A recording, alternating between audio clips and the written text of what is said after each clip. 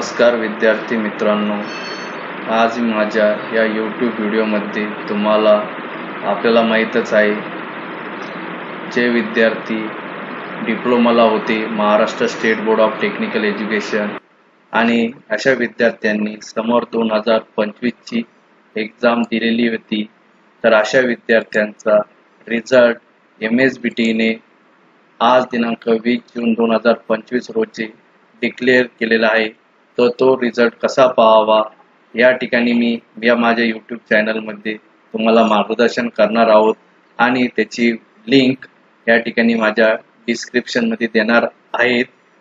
तद्वतच माझ्या पुढच्या व्हिडिओमध्ये डिप्लोमा नंतर डायरेक्ट सेकंड इयर इंजिनिअरिंगसाठी ॲडमिशन्स कुठे घ्यावी, त्याची प्रोसिजर काय असते याबद्दल सविस्तर माहिती माझ्या या यूट्यूब चॅनलवर या ठिकाणी असणार आहे. तरी पण आपण माझ्या चॅनलला सबस्क्राईब करू शकतात, लाईक करू शकतात आणि शेअर करू शकतात.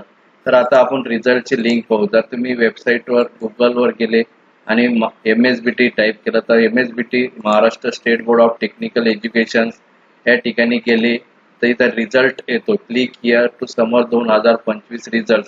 या रिझल्टवर जेव्हा तुम्ही क्लिक करतात तेव्हा या ठिकाणी तुम्ही तुमचा एनरोलमेंट नंबर किंवा सीट नंबर या ठिकाणी पुट करू शकतात आणि ह्या कॅपचा या ठिकाणी एंटर करायचा आणि इथं तुमचं काय होईल, इथं रिझल्ट डिक्लेअर होईल.